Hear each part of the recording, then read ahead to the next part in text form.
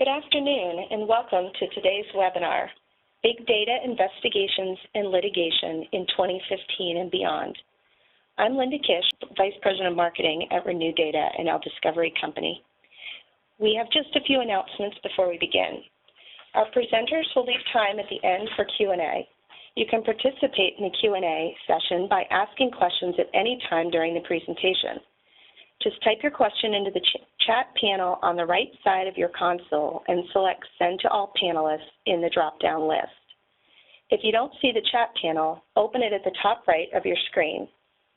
Now on to our presentation. Our moderator today is David Horrigan.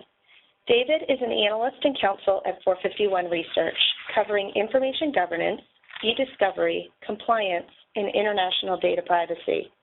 An attorney and award-winning journalist, David has covered the intersection of law and technology as counsel for intellectual property and technology policy at the Entertainment Software Association and is Director of Legislative and Regulatory Policy at the magazine Publishers of America. His articles have been published in the American Lawyer, Corporate Counsel, the New York Law Journal, the Washington Examiner, and others, and he has been cited in numerous law reviews. Our panelists today are Chris Holleberger, Greg Layton, and Andy Krafsal. Chris Holleberger is an attorney at Howard & Howard. Chris concentrates his practice in patent, trademark, and trade secret litigation. He regularly counsels clients on issues related to records management and retention, electronic communications, and electronic discovery. Chris seeks to utilize technology to facilitate litigation matters and provide additional benefits to clients using such technology for their matters. Greg Layton is partner at Neil Gerber and Eisenberg. Greg is a member of the firm's Intellectual Property and Technology Transactions Practice Group and is also a registered patent attorney. Greg's practice involves both patent prosecution and the protection and enforcement of various forms of intellectual property. Greg also has represented clients in numerous patent, trademark, and copyright cases in federal court and the Patent Trial and Appeal Board dealing with digital or e-commerce-based properties. Andy Krafsal is Chief Scientist at Renew Data. Andy leads Renew Data's efforts to develop groundbreaking technologies. He joined the company from Digital Mandate via acquisition in 2009. While at Digital Mandate, he spearheaded the company's efforts to build the Vestigate legal review solution, which remains an integral piece of the language-based analytics portfolio. Trained as a mathematician and a CPA, Krafsal is one of the pioneers of network, VPN, and internet business applications. And with that, I will turn it over to David to start our presentation.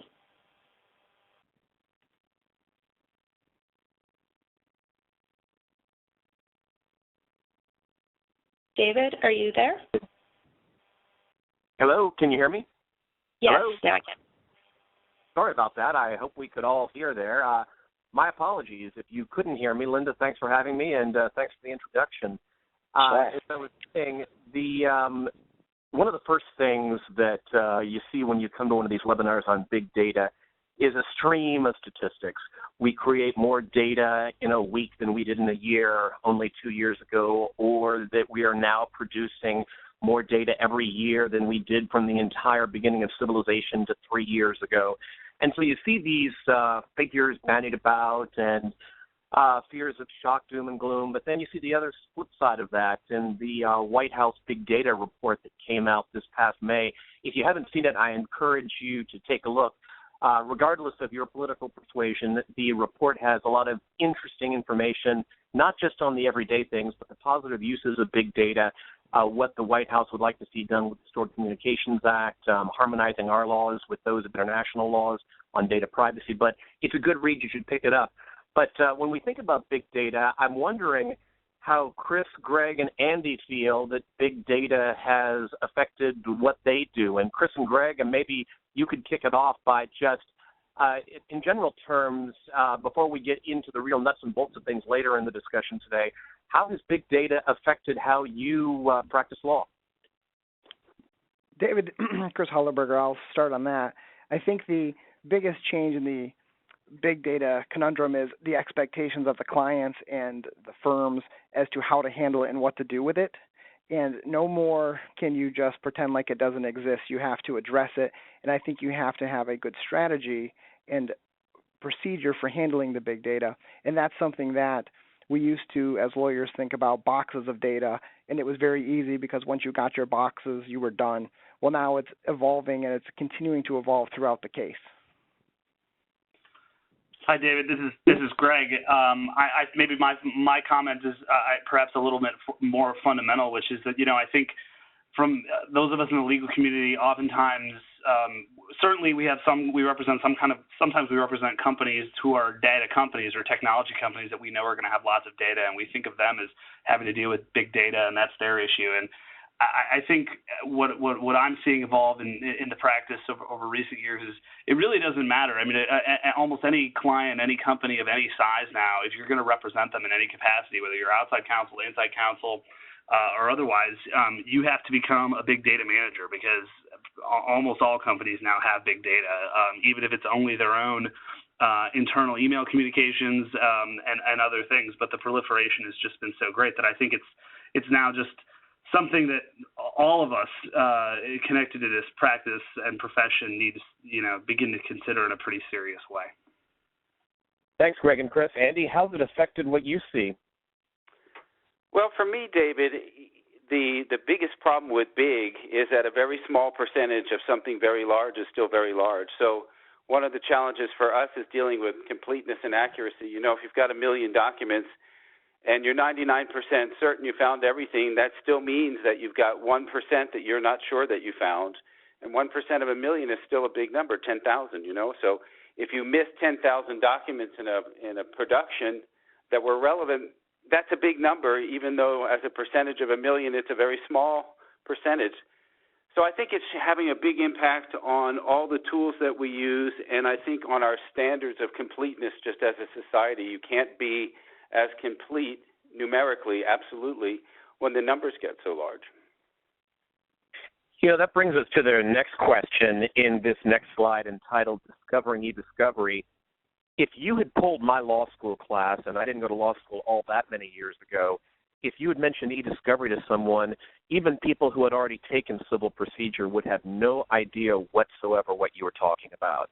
And that still goes on today. And we who live in what you call it, the legal tech bubble or the Sedona bubble, most people on this webinar, either attending or presenting, are very familiar with these issues, but we forget that most lawyers aren't. And if most lawyers aren't, their clients aren't. And, Greg and Chris were mentioning some of the practical aspects. When we talk about e-discovery, and the old banker's box got mentioned there, counselors, do you find that people have a better idea where their data are today with digital data as opposed to when they had various file cabinets in various offices? This is Greg. I actually think, David, it's probably the opposite, unfortunately, more often than not. I think a lot of companies don't have necessarily a proactive sort of plan for data storage and data infrastructure and data management. And so in my experience, when we actually go in to try to collect or try to find where things ought to be stored or should be stored, they oftentimes are not, and creates all sorts of headaches from that perspective. I think on some levels, especially when I talk to my in-house counterparts, I think sometimes they yearn for the days of the file cabinets and the boxes, because at least then they knew exactly where to go find things. And that's a good point. And a couple of years ago, as all of us have heard many, many times, there was the panacea, and that was the panacea of predictive coding that was going to save us all from all of these potential problems. And, there were trademark discussions about the use of the term. There were patent disputes on the technology. And it became a very, very big issue with a lot of confusion, a lot of basic terms. Some of it, it may be overblown because, as I've said many times, I know very few lawyers who could explain the technology behind Boolean keyword searches, yet everyone still uses them and they don't think twice about it. So as we get into these questions over terms, what do things mean, I thought we'd take advantage of having the scientist among us and have Andy give us a little bit of background on this. Well, David, you're asking a really, really interesting question. I don't know how many in the audience happened to catch Stephen Hawking's, the famous physicist, interview with the BBC last week. But he was talking about the allure, the perils, the pitfalls of artificial intelligence and what it'll mean to our society. And since you can't stop me because I'm on the phone and I have the microphone, I thought that I would talk about it for a few minutes. When you think about technology-assisted review and you think about predictive coding, are they the same thing?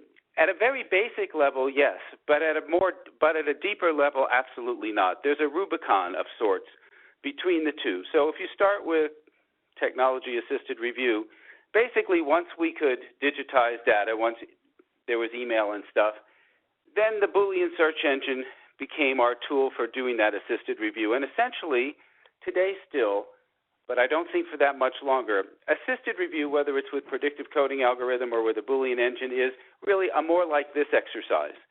So you know how it goes. You're reviewing some documents. You see language in the document that makes it relevant, and you say, "Gee, can you find me more like this?" So the Boolean engine's approach to that is very linear and very simple, and therefore very transparent. You only have a few variables. You have the concept word that you're looking for. You have the words that you think might be synonyms in this domain for that concept, and you have proximity, really just 3 layers, all of which are linear. And so when you run the engine, you know exactly why any particular document was or was not included in the results. It's all transparent to you. And if you want to make some changes, you have those 3 variables to manipulate. Now, it's a pretty simple tool, a Boolean engine. It's not very sophisticated, really. We know that language is more complex than words and their proximity to each other in terms of delivering meaning. But at Renew Data, for example, our analytics department can do a pretty good job with those tools. If we have our professional data miners, information retrieval specialists working with an attorney who really knows the language of the domain of his client, so that we're working on a bank and they really know the language of bankers, we find that using a Boolean engine, you can get to the place where you can review an entire collection and find all of the relevant documents in it and prove it to 95% certainty or some level like that by reading about 15% of the collection. So you would say the efficiency level of a Boolean engine in the hands of an expert with an expert attorney working with them is like 85%. You can get rid of 85% of the documents as non-relevant and identify the relevant. That's pretty darn good. Andy, the question that we always get is, all right, if I want to use one of these technologies and go before a court, what kind of reliability do I have to have, and how good does my recall have to be? Precision, that depends on how much data you want to review. But do you hear 85%, 95%? What kind of levels do you hear out there as something that's going to pass muster with a court? Well, I do. I hear those kinds of levels. I mean, usually in my experience, you're working somewhere between 90 and 95% statistical certainty that all the documents you needed to find, you did find. But what happens with predictive coding, David, is you cross this Rubicon because now what you're basically saying is, okay, I recognize that language is a very complex activity and that just words and their proximities isn't really a very good model of how we, in our brain, decide what something is about. And so you go to another level where you're saying, I'm going to build a more sophisticated algorithm that looks at the patterns of the language. And because it's more sophisticated, it's not linear anymore. It consists of probability and best outcomes if you're using neural networks and things. And suddenly I'm in a place where I don't know why any specific document was included or not included as being more like this. Okay, I'm not sure, because the algorithms aren't linear, so I can't really see them. And if they're neural network algorithms, they're totally hidden from me. I'm going to take you a step further and think about Stephen Hawking. So let's imagine a few years from now where instead of saying, look, I'm going to read 2,500 or 3,000 documents, I'm going to pick the ones I like and I don't like, and I'm going to pass this to a more sophisticated predictive coding algorithm and say, find me documents that are like the ones I like. Let's take a step past that. Imagine that IBM's Watson a few years from now is in a situation where you could say, I'm going to treat Watson exactly as if it was a contract reviewer. I'm going to say, Watson, here are the complaints, here are the document requests, here's my summary theory of the case. Go read the documents, read this stuff, read the documents, and tell me which ones are relevant. Now I'm out of the more like this. I've just turned the whole process over to a machine. And I guess what I would ask my two attorney friends here on the panel is, what do you guys think about that? I mean, have we taken the Stephen Hawking step into the vast unknown where the value of the human, I mean, you're not reading anything, pretty hard to test reliability if you haven't read it all, so you're not really sure. You don't know as much as the computer anymore about the case. What do you guys think about that? Because I think that's coming a lot sooner than maybe it should. Andy, my big concern with that is, and you and I have had these discussions before about there are only so many ways that you can express things, and the way that you and I communicate is not how a computer would expect that you and I may communicate. And we always use the example about if we're looking for a meeting, we can always look for coffee or dinner or visit, or there are lots of other words that can mean meeting without using the word meeting. And if you dump it all into a computer and you ask it just to find the meetings, outside of the known synonyms, how you and I communicate is going to be unique. And given that and I think we always say like there's 25,000 words is some level of vocabulary that people have, and that you can't do it more than that.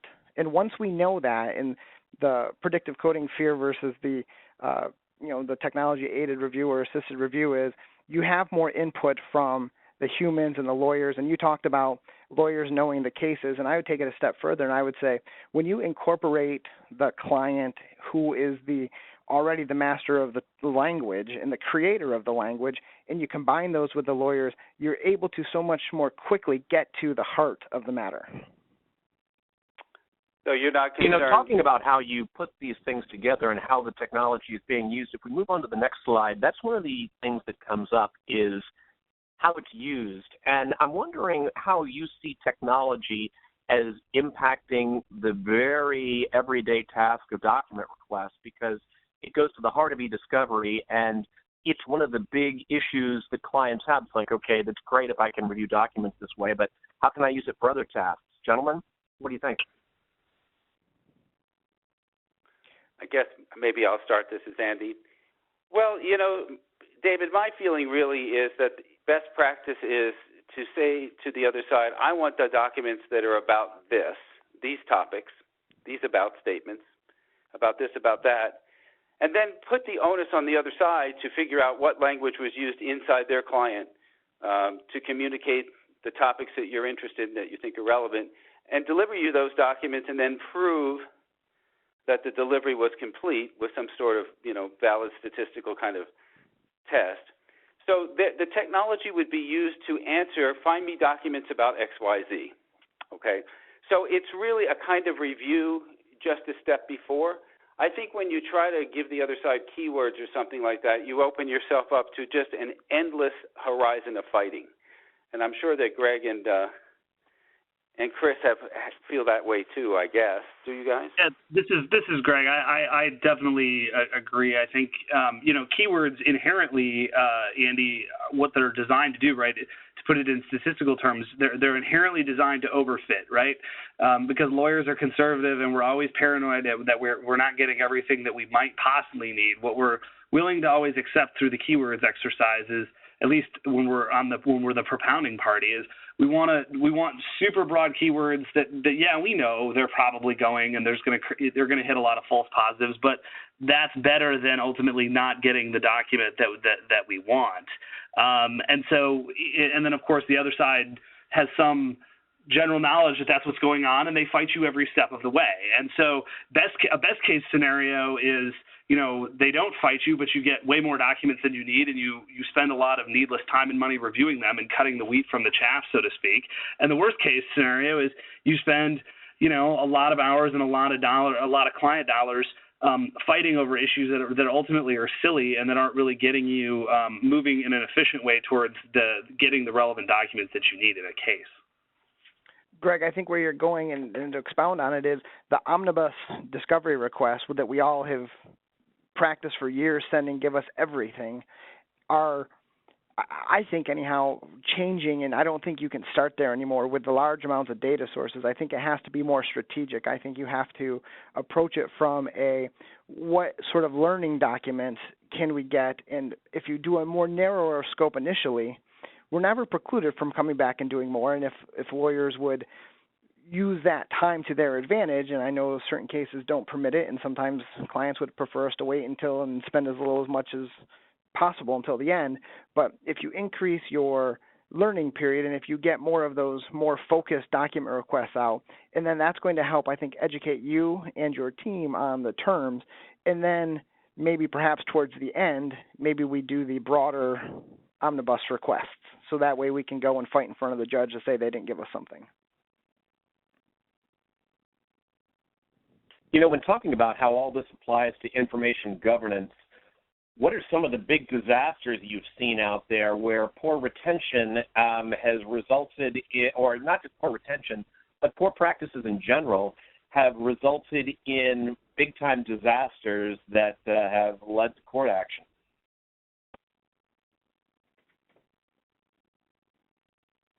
Well, David, this is Chris. I can speak to when they have too much, and a lot of the times the clients have the procedures written down, and they say this is what you're going to follow, and the reality is no one does it.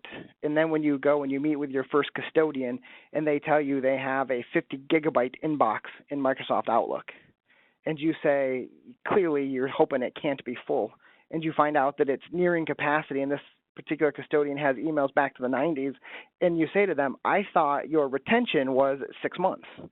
And they say, well, it is, but then we all just pull them over into archives and everyone saves them anyhow. And it's like, well, that's great, but then you go and you turn back to your in-house counsel and you say, here's the situation.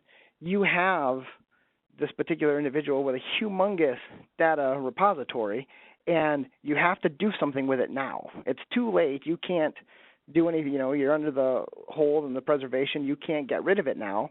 So you have to find some way to deal with it. And I can tell you from the outside counsel perspective, the response I often get is as if it's our fault.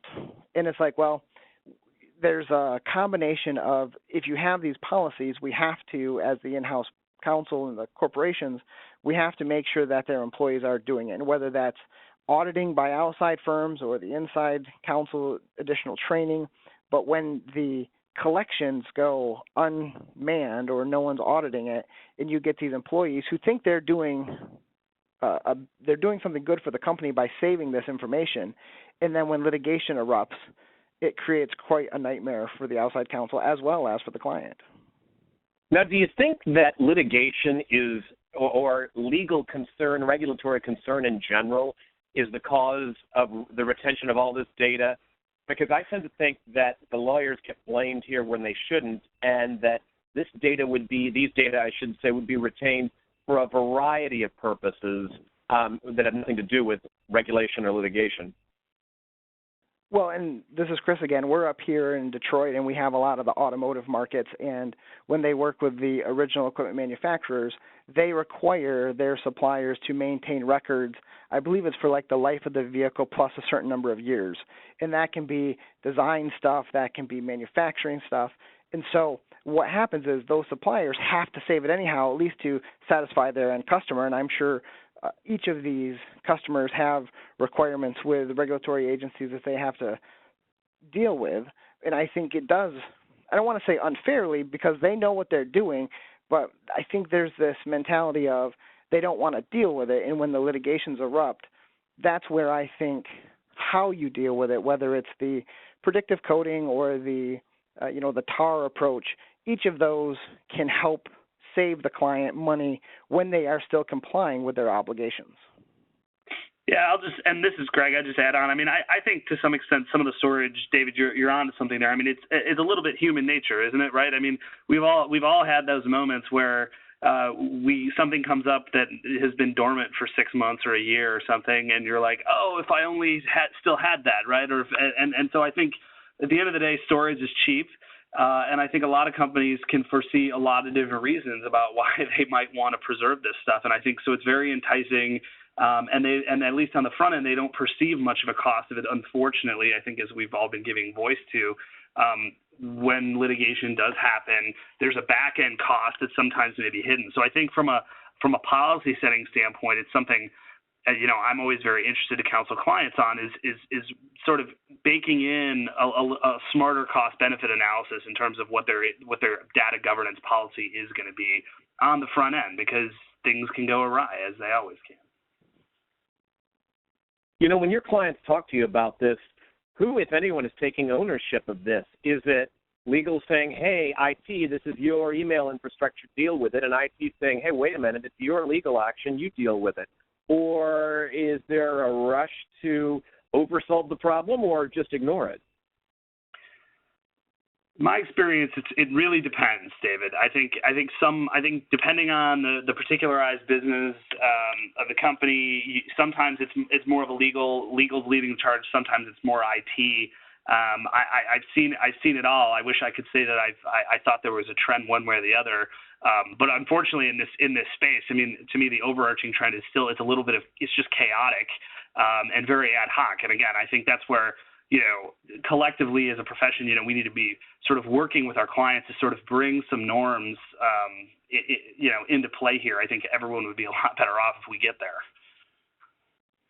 And I think and I know one of the things that using these approaches, the legal department, at least when they're communicating with the IT, I mean, we have to, or they have to do it. Once it happens, once it gets there, and I don't think there's a sense of blame from one of either side. It's more so of recognizing that they're there and they have an issue. And I know, at least with a lot of our clients, post-litigation, and when the matters are resolved and the litigation holds are removed, that's when the opportunities arise to go and work with your client and to help them implement a better or a more consistent retention program and to do the education of the employees to make sure that they're doing it. And it's very helpful when you're coming off a litigation, because then they know. There's been war stories amongst the engineers or the in-house counsel or wherever it may be where they know the impact of not following it. And so it can be a very good time to do that education. Speaking of getting educated on these sorts of things, as we move on to the next topic, social media and e-discovery, and you can't really discuss big data and the related issues without discussing what Facebook, Twitter, and Instagram have done to the discovery process and the information governance process. And I'm wondering what you're seeing in the cases that you litigate as far as social media goes and how it's changed over the past 5 to 10 years from what you saw then in cases you've litigated, whether it be product liability or intellectual property cases. How much has social media had an effect?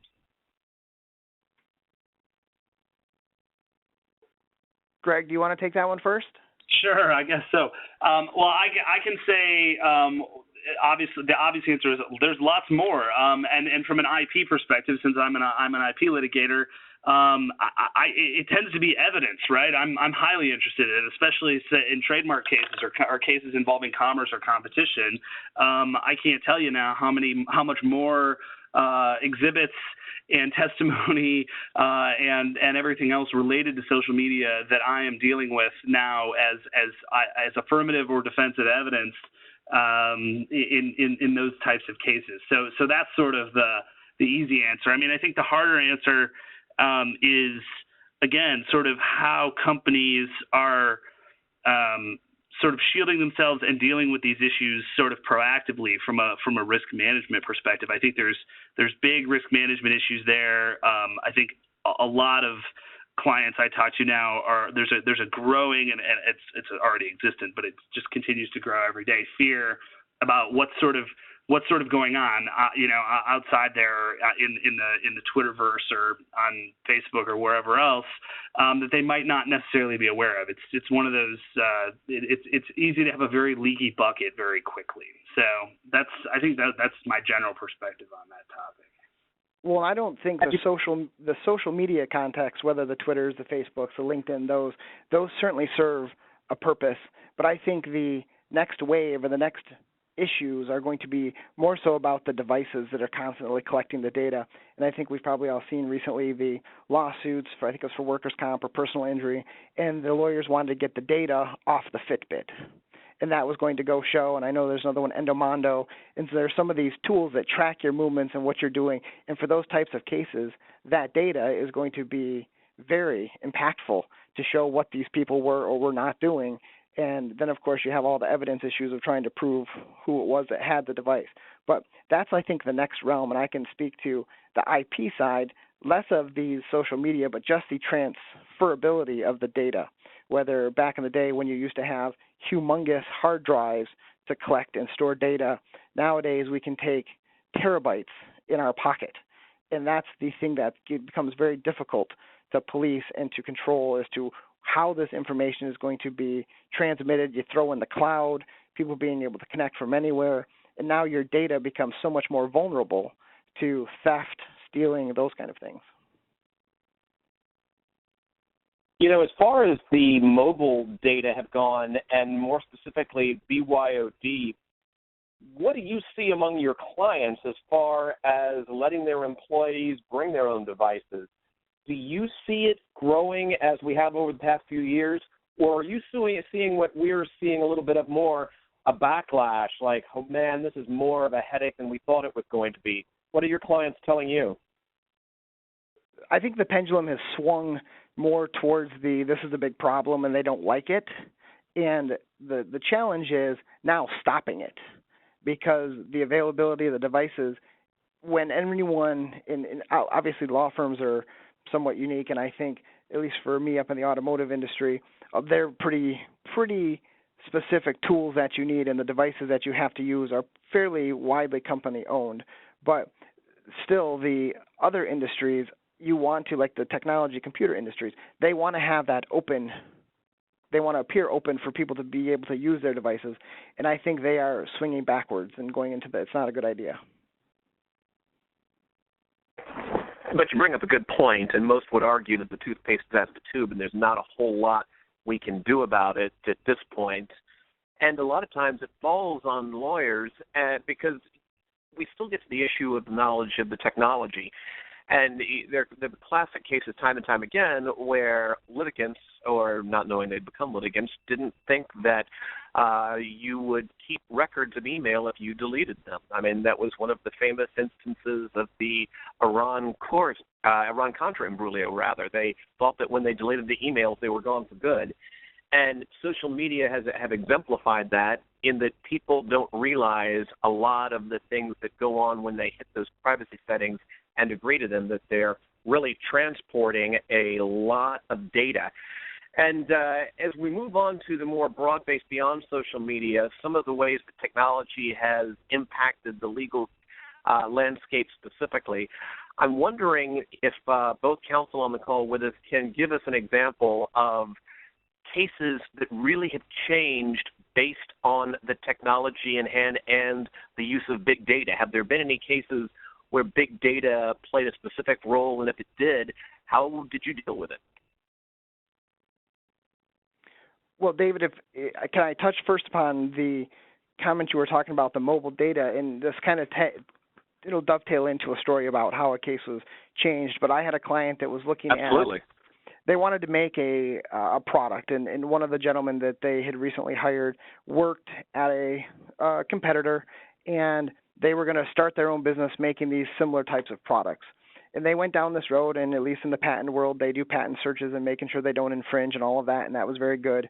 And then, lo and behold, about maybe 6 months down the road, one of the guys who came over said, oh, I should tell you, I have these files that came over from the other company. And it happened because he got a new laptop at work, and I don't know if it was an Apple or not, but he connected it to a cloud, and copies were made to the cloud. As simple as that. And he claims anyhow he didn't know much to do about it.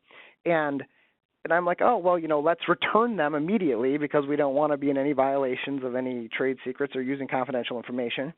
And he says, okay, fine. And then lo and behold, I say, can you send me a list of the files? And he says, sure. And I'm anticipating, a handful, right? Like it was accidental. I get something like 15,000 files in an Excel spreadsheet listing. And I can tell you within like a week, that guy was gone. The client was no longer pursuing that design. And it was because once this came to light, he was just bringing on a lawsuit. And so that client had to change plans and got rid of that guy, and, they changed their direction for our product.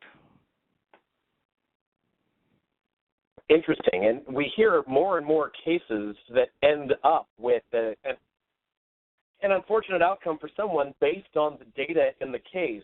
And I'm wondering how both of you feel that newer technologies are impacting how these cases either get tried or in some cases don't get tried when the evidence is there. And whether it be language-based analytics or artificial intelligence or how you see these cases being used in a day-in and day-out basis, and are they being used more or less than you thought they'd be? Well, this is Greg. I think that if I have my way, this is these new types of analytics, and I mean whether it's predictive coding or language-based analytics, I mean they're just essential. I'm going to jump back, David, to your previous question since I didn't get a chance to answer it. I mean, in terms of how big data might impact a case. I mean, one way I see big data impacting my cases now is that, again, because I think there is a general lack of a great way in some cases for lawyers to deal with big data, or they're not necessarily equipped. What I see all the time now is in response to my document requests, instead of getting targeted responses and targeted documents, I get data dumps. I get millions of documents dumped on me in cases all the time, which creates a big data problem for me, of course. And so these types of tools are incredibly useful then at taking, the 1 million or 2 million documents that are dumped on me and helping me very quickly and effectively winnow down to only the documents that I actually need to win my case. So I think that's absolutely sort of a crucial piece. And then sort of on the question you just asked about how it's sort of impacting the case, I mean, I think it's a double-edged sword. I had a case last year where, we were able, through some of these analytics, to cull down and find documents that frankly were just not very favorable to our clients, and ultimately resulted in us counseling them to settle the matter and get rid of it. And, I think there was some consternation originally on the client side, because I think they very much felt impassioned and wanted to take the matter all the way through. But, we looked at them and said, look, better to have found this out now. Don't take this case to trial. You'll spend, a lot of money to go and ultimately, lose. And it's better to have found it now than to have been surprised with it, or if it comes out later on in the case. So I think proactively being able to find the documents that really matter to the case and to get rid of all the noise that otherwise is contained in these data sets is just an absolutely essential tool for us going forward. We've had a question come in, and the question is, have you ever been involved in a case where the other side did not want to use any of the advanced litigation technologies? Gentlemen, have you run into that situation? All the time. Okay.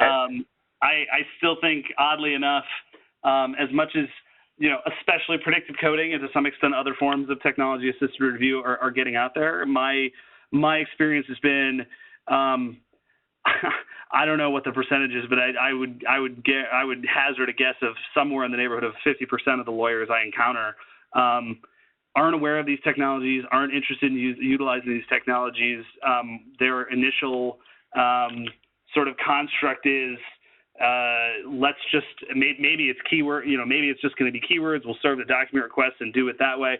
I mean, I've dealt with an opposing counsel most recently that honestly told me on the 26F Discovery Conference that they thought we could just hold off talking about the e-discovery issues because maybe we could just get the case done on paper documents, which to me in 2014 is just utterly crazy, and needless to say that's not going to happen.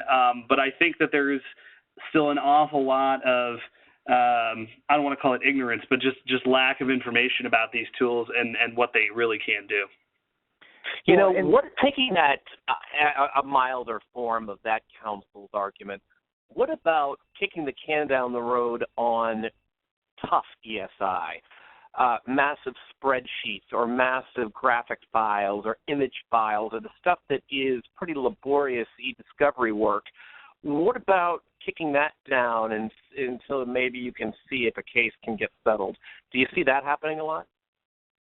David, I think there are certain times you can do that, but I think from the client's perspective, the thing that we're always up against is they don't want to do it more than once because it can be intrusive and it can interrupt their normal IT functions. But I think at least one of our practices is once you preserve it and collect it, how, as the legal team wants to parse out and make those agreements and on the difficult files, reserve those, I think it can be done. Yeah, I agree with Chris. I think it's definitely a case by case basis, but I think that's the beauty of these new technologies is that instead of having to take sort of a one size fits all approach to every case, you can take a tailored approach that fits what makes sense for the case. It allows you to sort of invest your client's money in things that are going to bring the case to a favorable outcome up front rather than having to sort of drop money in on things that may not be necessary. We may never need to get there. And yeah, you can really prioritize the discovery process, which can result in really good things all across the board. And Greg, that's so funny, and we did not plan it, but literally on my notes, I say one size doesn't fit all because I had the same thought. And it was like, depending on what your case is, and there can be some early analysis tools where you want to do some technology-assisted review and find out who the players are, who they were talking to and when. And now that you have all this information electronically, you can dump it into these tools, and it can give you so much better focus on the issues and the players and the time frame. One of the challenges I face is trying to explain or educate the either opposing counsels, co-counsels, and I'm a fan of everyone learning this stuff because as we use it, it's only going to make it better. And one of the problems I get is when you talk about why is ESI or electronic data, why is that better? And a lot of people, all they focus on is, like the most common example is date saved, last date saved, last modified by. And they're like, when am I ever going to use that? And you're like, there's so much more data that you can get. You can mine all of this for information, for patterns. And, some cases require that, some cases don't. Sometimes you want to just use the review tools when you have the large document production and you want to focus it faster. I mean, each case is so unique that one size can't fit all. Gotcha. Okay. Going on from some of these topics, let's start with Andy on this one. From the technology side, what do you think has to happen before we get to a place where we're not having half of our opposing counsel saying, oh, we're not going to use this stuff? Is it making the stuff easy enough to use? Because I think that software developers have made great strides in that. What do you think has to change before we can see greater acceptance of it? David, I just got a note a few minutes ago. I was hoping he would be back on, but it sounds like Andy lost his internet and phone service. Oh, my. All right. Well, we have lost Andy, so I'll get Chris and Greg to jump in on that one. Thanks. Well, I will say, on the technology perspective, they are, nowadays, right, everyone knows Google. Everyone's Googling everything. And you throw it in, you throw open a web browser. So many of these tools are built on that same platform that using them doesn't require any complicated understanding of what's happening. It does help if you know what's happening, and when you do a search, then you can kind of understand whether your results are what you would have expected. But I think that some of the tools they're developing, and I looked at a product just recently where they did the maps of communications and flows and time frames and people's, and they actually had like a sonar graph to show you where all of the communications were coming and going, and it was fascinating to see and try to envision how you would incorporate this information into a case. So I think they're on their way, but I will let Greg answer too.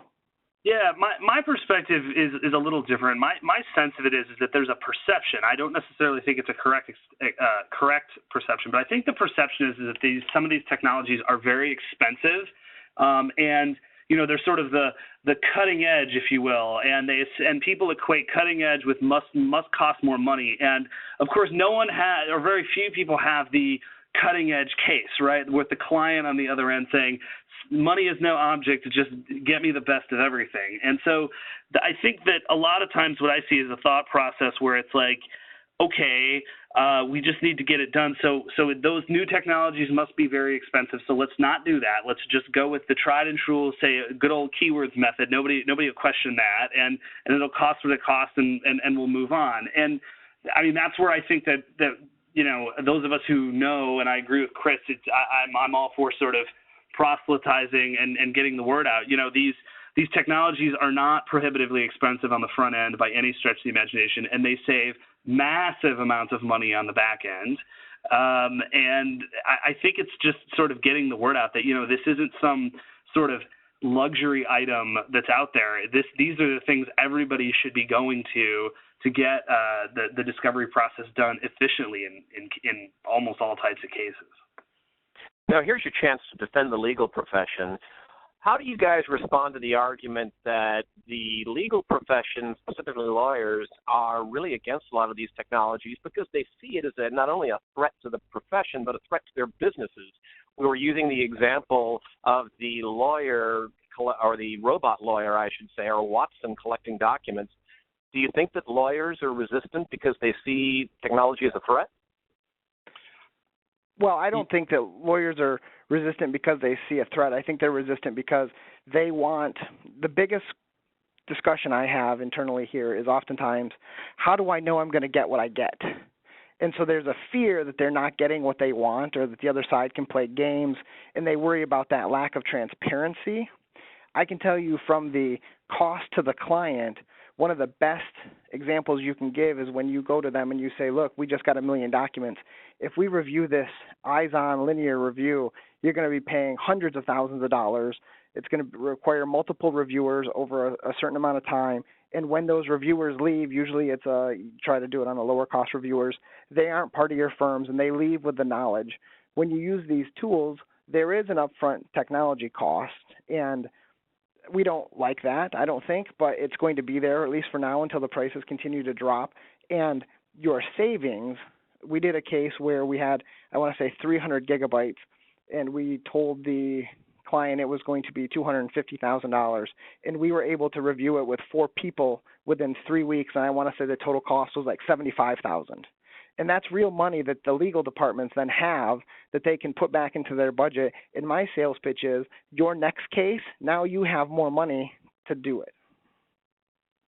Yeah, I have a similar perspective, Chris. I think, David, to answer your question directly from my perspective, I think the legal profession is split. I think that there are some firms that years ago decided to in-house and turn e-discovery into a profit center, and I'm not associated with those firms, but I would hazard a guess that they absolutely see some of this stuff as a bit of a threat. I mean, complex litigation, I see it from my perspective, patent cases especially. I mean, these have been money printing machines now for law firms for years, and a lot of that money comes through the discovery process and specifically, certainly, through the rise of e-discovery. And so I do think there's some portion of the profession out there that sees this as, to some extent, a threat. However, I think I would think they're not going to be so short-sighted as to see the handwriting on the wall eventually. But for the rest of us, absolutely not. I think that we view this, I think exactly what Chris said. We view less money being drained out of our clients into silly things like e-discovery, goes back into the budget and can be put towards better use in other cases or other matters or whatever else is promoting the business.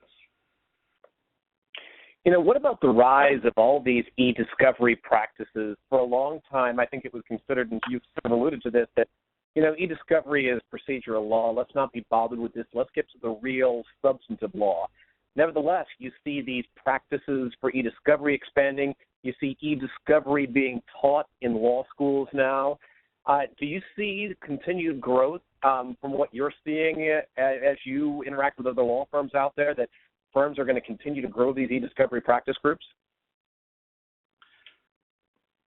It would seem so. From my perspective, this is Greg again. From my perspective, it would seem so for now. I think it's really hard for me always when you were asking your question, I was thinking, it's really hard for me always to pinpoint what a quote unquote e-discovery practice does. I think it means different things in different contexts. and to different people. So yes, I think the general answer is this isn't going away. I think there's going to be a continued focus on it, and rightfully so. I'm not sure exactly how it's going to, what it's going to look like in 5 years. And maybe we will get to a point where we do finally sort of, there will become sort of more established norms, at least within sort of maybe broader industries that we'll all sort of be able to know and plug into. But I think until we get to that, until we sort of reach an equilibrium about this stuff, I think absolutely you're going to just continue to see sort of proliferation and continued focus on this stuff. Well, Greg, I think one of the things work on a daily basis. Do both of you see them and their firms wanting to bring more e-discovery in-house and try to keep control of it themselves?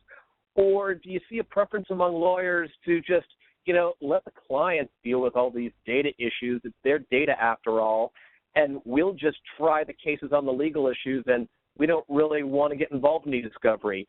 Or obviously what I suspect you'll say is somewhere in the middle, but where do you see those attitudes going on whether to bring e-discovery in-house or have it outsourced?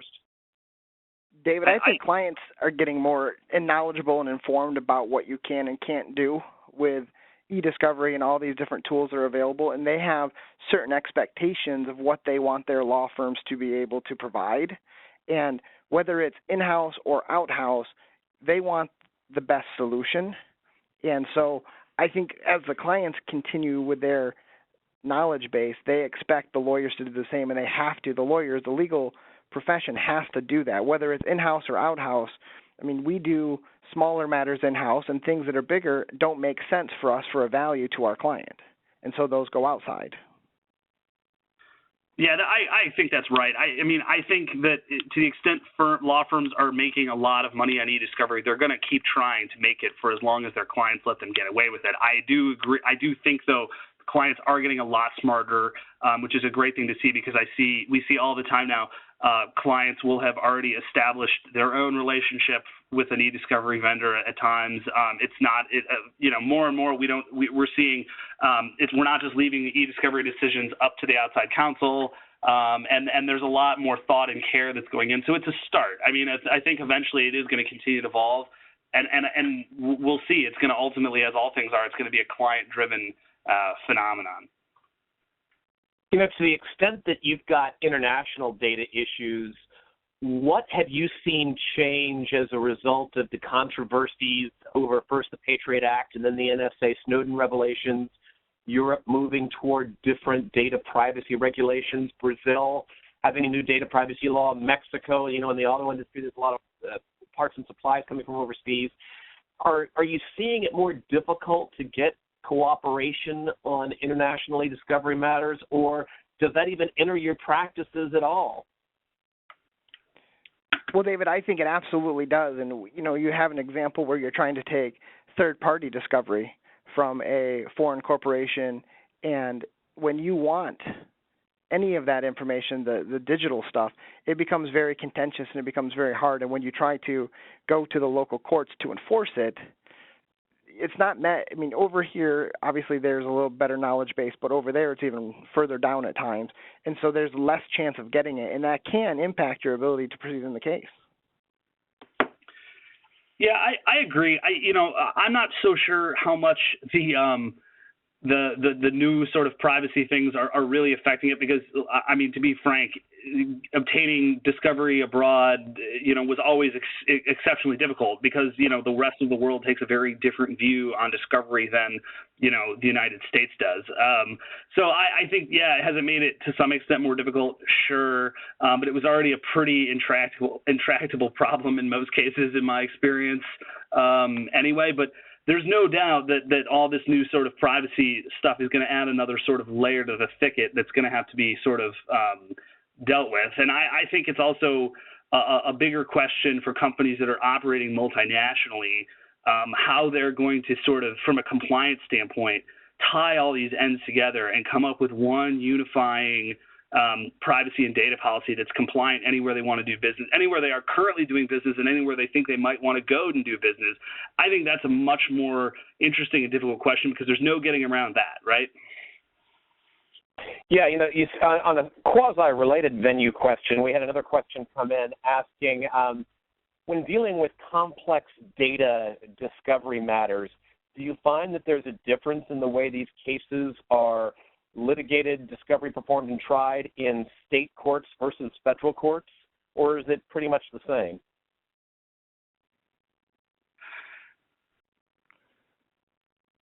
So yeah, I mean, I think it's definitely different. I think federal cases, and I speak primarily from the federal perspective because I'm an intellectual property lawyer, and so the vast majority of my matters are in federal court. But Sure. Having discussed these matters with my colleagues here at the firm and others in the profession, I think that as a general rule, federal court has at least better infrastructure to deal with these types of issues than state court does. I mean, I think if we're, I don't know that we've on the call here today all felt great about where we think federal practice is with respect to e-discovery, but my sense is that wherever federal practice is on these things, state practice is years behind it. Gotcha. All right, we are close to the top of the hour. Linda, did you have any other questions that you've seen come in, or is there anything else we wanted to discuss before we have a couple of closing thoughts? I don't have any other questions on my end. All right, great. Well, gentlemen, last closing thought before we wrap things up today.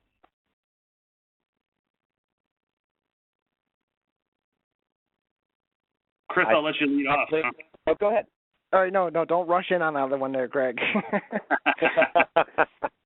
I think we talked to this as the growth of the expansion of the big data and forward. I think that it's going to be important for our clients and the lawyers and law firms who represent them to leverage these tools and try to make it a more educated or more informed decision in strategic choices when they choose to process the data and analyze the data. And I think the next step in the big evolution is going to be using these tools in a smarter way. Okay, Greg, anything else? Yeah, well, I'll just sum up by saying, sort of looping back. I just think that these issues are I just think they're table stakes now for most matters. With certainly from a litigation perspective and from a lot from compliance and transactional as well. I think if you're outside counsel and you're not bringing these issues up with your client, you're being remiss in servicing your client. And if you're an in-house counsel and your outside counsel isn't bringing these issues up with you, they're being remiss. I mean, I think that these are just sort of, at the very least, again, I think it's not a one-size-fits-all thing, but these are all important considerations that sort of need to be taken into account. I think Judge Peck would be agreeing with you wholeheartedly on that one. And with that said, I want to thank everyone for joining us today, our host at Renewed Data, Andy for joining us as well, and Linda for putting the whole thing together. Thanks for having me moderate. Counselors, thank you, and we'll look forward to seeing you on the next one. Yeah, thank you, David. I'd like to echo that, David. I'd like to thank all of you for your participation and time today, and really appreciate it. And thank you to all the attendees for joining the webinar today. If you do have any additional questions you would like to ask the presenters, please feel free to email Kathy Rogers, and that's kathy.rogers@renewdata.com. And an archive will also be made available for today's presentation, and we will send an email out to all of the attendees once that is available. So on behalf of all of our speakers and Renew Data, thank you for your time today and have a great day.